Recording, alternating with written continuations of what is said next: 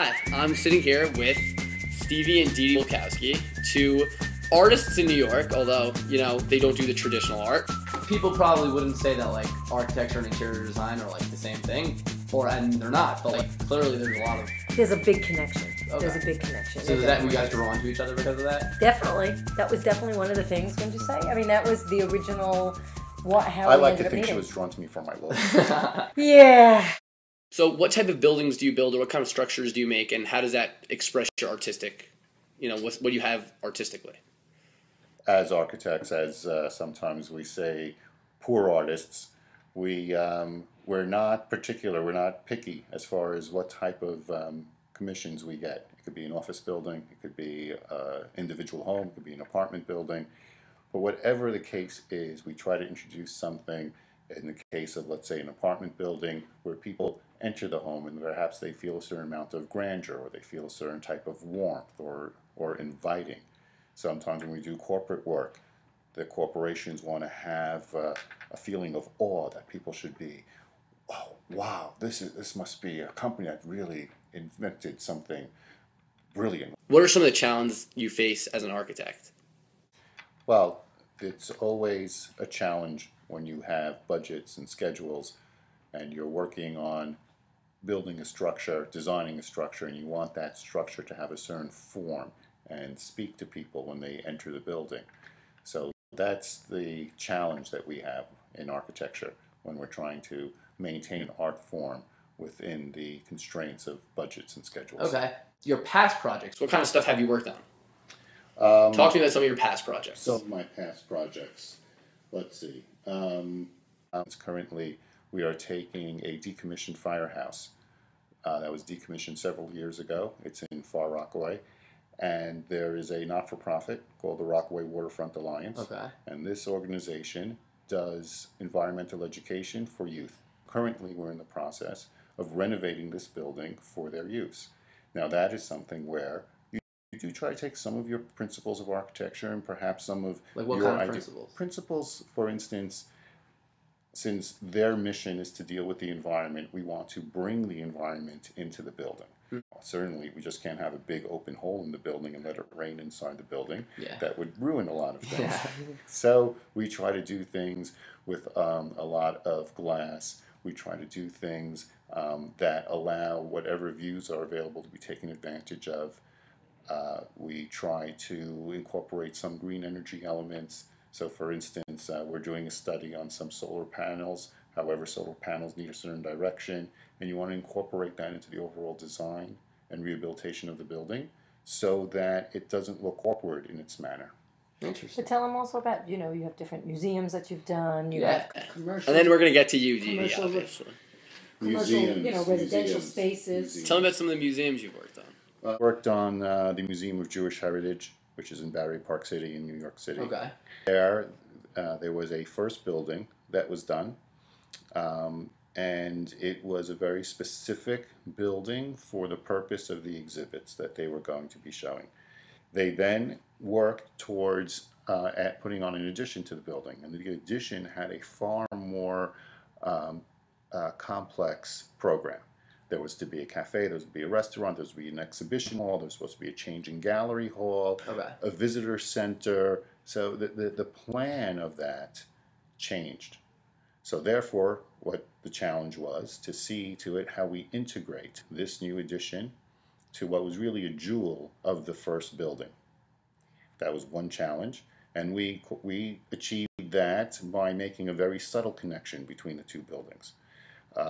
Where from the river, when you view it from Battery Park City, what you see is the original building and this almost curved glass structure as a background to that building. And when you approach it from the land side, you almost don't see The old building. the original building, but you see this structure. You have to actually walk around to the garden to see the building. Got it. It's pretty cool.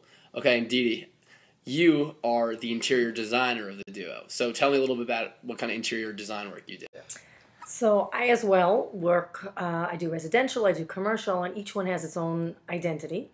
Obviously, working in the residential sector is more private. You're really more one-on-one. You're dealing with people's specific ideas and wants and needs and likes, as opposed to in commercial work where it's more of a obviously a larger entity. You're working for businesses. For example, I do a lot of medical facilities, nursing homes, doctors' offices. There's a certain idea that they want to convey, whether it's through color or feeling or things like that. And in a commercial setting, you want to be able to have the clients and patients to have a certain feeling when they walk into that office, that they're going to be taken care of. It's really top of the line. They're cutting edge, and they have to feel calm. So what kind of things do you do to make these people feel the way you want them to feel? We work with color. Color is a very big thing. Okay. So that it should be some type of a soothing space as opposed to a jarring space. We work with materials, different materials, whether it's wood or organic materials, or whether it's the actual fabrics and colors and lights. To give them a certain I never realized so much feeling. thought went into these kind of buildings. What's your favorite color to use? What's your favorite color? In medical facilities, Yeah. I very much like a very soft green. It's a very calming effect on the clients. It's very soothing and it relaxes them. So how does doing this kind of work allow you to express your artistic ability? How does it? Because the clients are telling you kind of what they want, right? Right. So you get a general idea of what they want, but then you put your own kind of sense into it. Okay. I very much am a functional designer. I don't usually like What do to you put. mean by that? Okay, so I don't usually like to put things in just because, oh, look, this is so pretty, let's put it in, but it makes no sense. Okay. So I like to make believe as if I'm the client and say, what would I like? How would I feel walking into this? Is this going to work here? Is it not going to work here? How are people going to walk around it? So that is, it's like putting puzzle pieces together. And to me, that's a tremendous It's cool. challenge. And it's kind of like what you do as an architect almost. You put puzzle Absolutely. pieces together. It's like puzzle pieces, and there's never the same puzzle, and there are always different elements that are added into it, and it allows me a certain amount of freedom. Yes, I get guidelines from the clients, but sometimes the clients don't know what they want. Okay. So it's very creative. It's very creative. So how do you two feed off of each other in terms of your artistic? But Stevie, how do you what do you say to Dee Dee, oh, I'm working on this project, give me some ideas, or vice versa? Yeah, I think for the most part, it's generally like with many things and many businesses. You get so involved and wrap up in what you're doing that sometimes you convince yourself that what you've done is the best, the most correct. You hit the nail on the head. You really got it. Okay. Maybe that's not always true. And it's always good to have someone else to go to, someone who may not have your exact expertise or may not have your same experience or form of education, but is still related to the field enough that they could look at it and say, well, I know if I would walk in, I wouldn't feel that. I would have a feeling of oppression. Yeah. And you're trying to get a feeling of freedom. Definitely. Right? And I think vice versa, it's the same thing. Absolutely. We're lucky because we have two sets of eyes that always get to look at the same thing. And nobody looks at it the same way. So you end up being able to get two opinions on what's going on. And sometimes, like what Steve said, when you're involved and you're so involved, you can kind of get stuck sometimes. Mm-hmm. And sometimes you have to take a step back and say, I need fresh eyes. I need somebody who has never seen this before to look at it and say, all right, what do you think? And just one last question. So in any way, do you feel, or how do you feel that New York, because this class is about the arts in New York City, or just in New York in general, how does New York, either inspire or shape or do anything? Or what is it like working with New Yorkers, DDs, or is it like building things in New York? Just tell me something about New York and how that affects your art. For me, New York, first off, it's an architectural history lesson that's living and breathing. There are parts of New York that you can go through and you can still see buildings from the late 1800s that are being used today and one way or another have been renovated, modified, made to work in today's world. And of course, you can go all the way through to buildings that are being built today, and they are on the cutting edge of today's technology.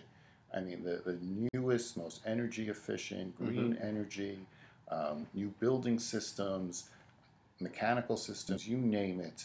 When you come to a major, major city like New York, that what we call is a living, breathing city. Because you don't run, you could run out of space, but if you run out of space, you tear down an old building and you do something, and you put something else up. Okay.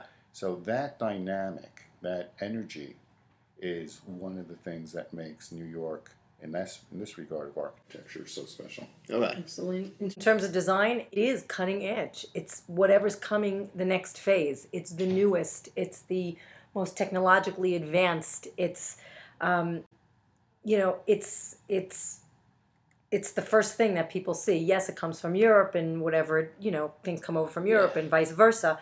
But if you want to know the latest trends and you want to know the newest things, New York is the place to be. That's where it is. Nice. That's where it's coming. And so you guys are doing your art and, you know, your design in, I guess, the cutting edge place, and that's, you got it.